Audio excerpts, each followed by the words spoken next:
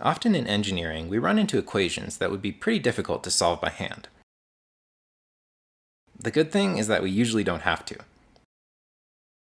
Digital calculators and modern computers can solve incredibly complex equations quickly and accurately. But this raises the question, what did engineers and scientists do before we had powerful digital tools? Well, starting in the late 1800s and even as late as the 1970s, engineers were building mechanical analog computers to solve complex equations with unparalleled speed and accuracy. These mechanical computers utilized a host of mechanisms to add, multiply, divide, and even integrate functions based on physical inputs, such as the rotation of a rod or the position of a knob. Learning about these machines is not only an excellent study in mechanical engineering, but also a really cool, tangible way to understand calculus.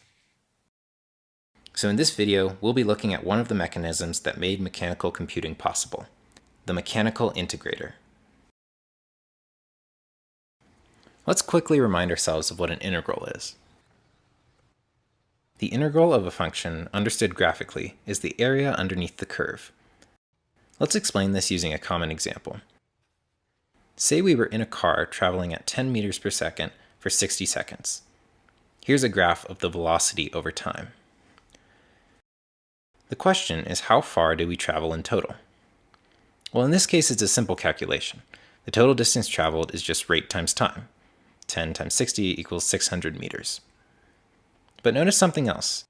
Rate times time is also the area of this rectangle, or the area underneath the velocity function. The total distance traveled is the area underneath the curve. Another way to write this is that the integral of velocity from time 0 to time 1 is the total distance traveled over that time period, or the area underneath the curve. This holds true for any velocity function. Imagine that our car traveled at 3 different speeds over the course of 30 seconds.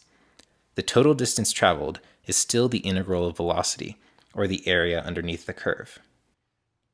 But now, instead of one simple rate times time calculation, the answer is actually a sum of 3 different rate times time calculations. Now, say our velocity function looked like this. In our first 2 examples, we solved by multiplying rate times time. But now the rate is different at every single point in time. So how do we calculate this area? Well, imagine we cut this graph into a bunch of thin slivers of size dt. With each sliver, let's take the value in the middle of the interval and do an approximate rate times time calculation with that value. If we do this for all of the sections and add up all the results, this will give us a pretty good estimate for the area. Now, this estimate would be better if we used a smaller dt. But in order for it to be perfect, we would have to do this calculation with an infinitely small dt.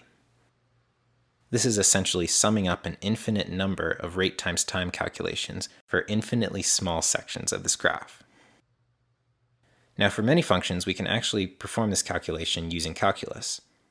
But the fascinating thing is that we can also solve it using this machine. This is a mechanical integrator that I've been designing as a teaching tool. Let's see how it works. The 2 main components of any mechanical integrator are a time disk that rotates at a constant rate and a follower disk that rotates an output shaft. Here's a simpler presentation of these 2 components. When the machine is running, the time disk rotates at a constant rate, and the follower rests in contact with the time disk. The position of the follower relative to the center of the time disk can be changed over time. Notice how at any given position, the follower disk is rotating at a certain rate. If the follower is farther away from the center of the disk, it rotates at a higher rate. If the follower is on the opposite side, it rotates in the opposite direction, or at a negative rate. If the follower is in the center, it doesn't rotate at all. So the placement of the follower determines the rate at which it rotates, and we can change that rate of rotation by changing the position of the follower. So if we keep the follower at a fixed position, it rotates at a constant rate. This is just like the car traveling at a constant velocity. Say this position corresponds to 0.5 rotations per second, and we want to know how many rotations the follower will make in 10 seconds. We could solve this mathematically by multiplying rate times time, but we could also run the machine for 10 seconds and count how many times the follower rotates. By running the machine, the disk and follower setup is basically performing a rate times time calculation. The position of the follower determines the rate, the time is the time spent at that position, and the total rotation of the follower is the result of the calculation. What makes this tool so powerful is that we can move the position of the follower as the machine is running.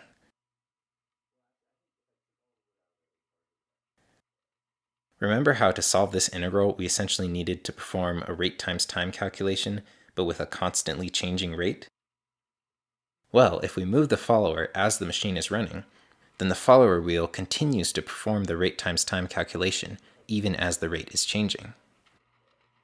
So to solve the integral of this function, we can move the position of the follower to track the value of the function over time, and the total rotation of the output shaft will equal the integral of that function over that period of time. With this understanding, we can finally take a look at the entire integrator. Here we see the time disk and the follower connected to the output shaft. In this machine, for the sake of visibility and simplicity, I've made the follower stationary and the table is the portion of the machine that moves back and forth, but it still works in the same way. For the follower, I've created this sort of omnidirectional wheel that has a ring of rubber beads as its edge. In this way, the follower can roll with low friction in the radial direction, but contacts the disk with a higher coefficient of friction in the rotational direction.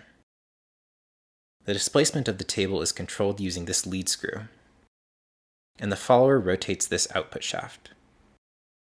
For the purposes of this demonstration, I've also attached this module that can control the lead screw with a stepper motor and read the output shaft with an encoder.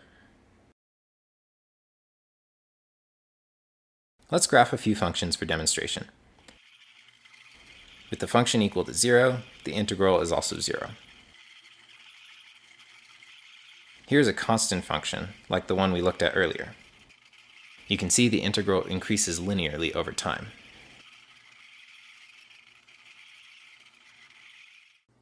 Now our function is a linear slope starting at 0. With the rate of rotation increasing linearly, the integral grows at a constantly increasing rate, taking the form of a quadratic.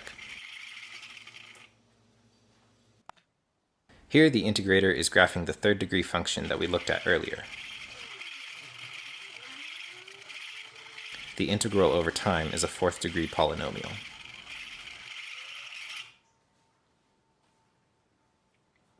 And here you see the machine graphing a sine wave.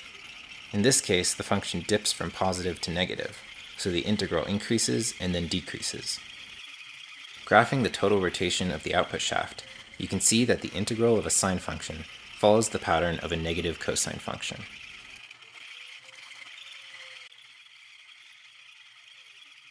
The purpose of this video has been to illustrate the function of a mechanical integrator as a physical analog to taking the integral of a function. In reality, mechanical integrators have been used for much more than solving simple calculus problems.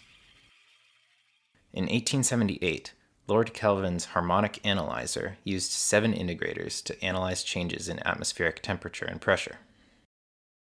Throughout the 1900s, the US Navy used integrators in mechanical ship computers to automatically calculate complex trajectories to hit moving targets in real time. And from the 1920s to the 1940s, engineers designed machines called differential analyzers that coupled the inputs and outputs of up to 6 integrators, enabling the evaluation of virtually unsolvable differential equations. And while there is so much to be said about all these different applications, we will unfortunately have to save that for another video. And with that, I just want to say thank you for watching this video. I hope you've learned something today, either about calculus or engineering, hopefully both.